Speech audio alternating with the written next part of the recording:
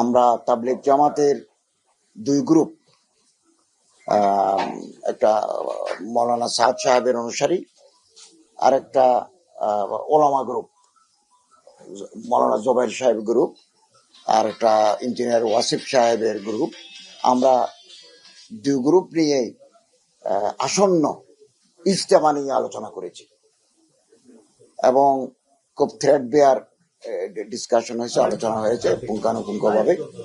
যেহেতু সামনে নির্বাচন, আইন শৃঙ্খলা রক্ষাকারী বাহিনী নির্বাচন নিয়ে এখন ব্যস্ত, ইলেকশনের আমেজ শুরু হয়েছে, তো ইজতেমা করতে গেলে অনেক মানুষের সমাগম, ল এনফোর্সমেন্ট এজেন্সির ইনভলভমেন্ট আছে।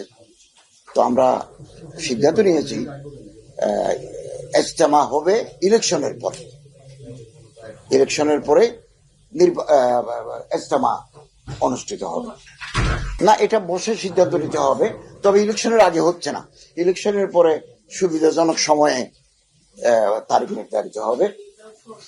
না, সময় ঠিক হয় নাই, তবে নির্বাচনের আগে হচ্ছে না। ইজতেমাটা উভয় গ্রুপের ইজতেমা নির্বাচনের পরেই অনুষ্ঠিত হবে, এটা বসে তারিখ ঠিক করা হবে। উভয় গ্রুপের এটা সম্মতি আমাদেরকে দিয়েছেন, তিনজন উপদেষ্টার সামনে ওনারা এটা আমাদের কথা দিয়েছেন।